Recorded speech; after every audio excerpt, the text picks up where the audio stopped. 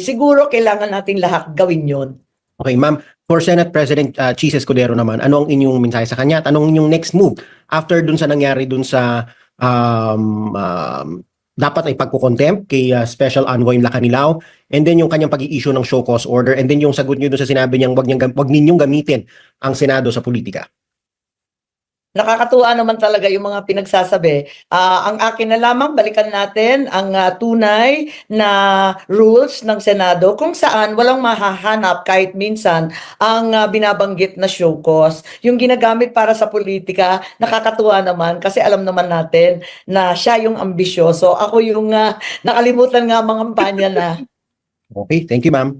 She's ambisyoso no? Ma'am, si Selly, balik lang ako. Kelly, pwedeng okay na kasi maraming nag-iintay eh.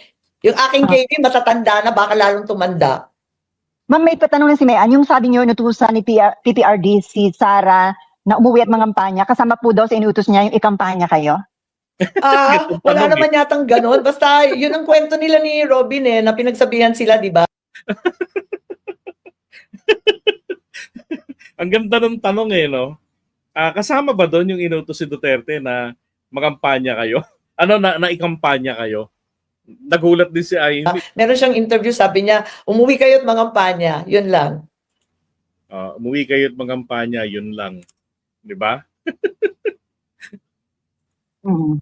Okay, sige ma'am. Pero ang totoo, sino daw yung maharang? Pero ang totoo, noon pa, kakapila ko lang noong October, talagang tinaas na yung kamay ko ni PRRD nung isang dinner namin sa Maynila.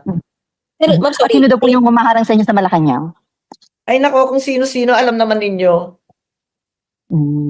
Ma'am, sorry, wait lang. Yung pag-endorse sa inyo ni VP Sara ay inutos ni FPRRD?